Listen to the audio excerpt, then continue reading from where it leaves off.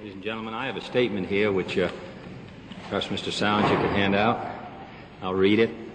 Be glad to answer any questions. The time has come to set the record straight on civil rights legislation in this wind-up session of the Congress.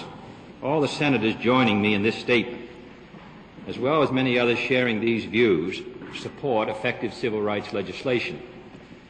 We have not tried to match the 11th hour Republican tactic of substituting a political maneuver for effective legislation. Rather than yield to their efforts to play politics with a great moral question, we will take this issue in the fall to the American people.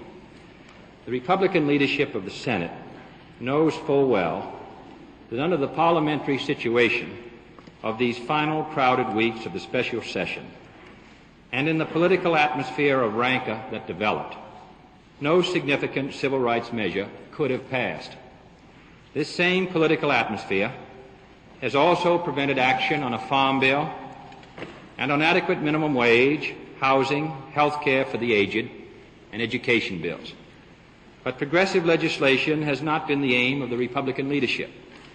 Their aim has been, one, to block the minimum wage bill, which in its first year of operation would have raised the wages of an estimated 1 million Negro workers. The aged health care, housing and education bills, which also would have meant major advances in the rights of our lower income and minority group members.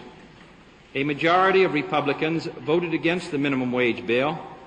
All but one voted against Social Security health care for the aged, and not one Republican on the Rules House Committee was ready to let adequate education and housing bills come up for final action.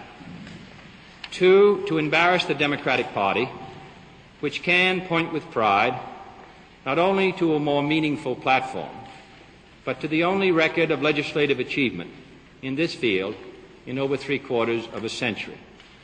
Three, to conceal an empty record of their own. If the majority of Republicans were sincere about the two token proposals that they pressed in this session, they would not have supplied the votes that defeated them this spring, when they opposed by a 2-to-1 margin the very bill that they now advance. Republican leadership's sincerity, and we think the American people will challenge it also.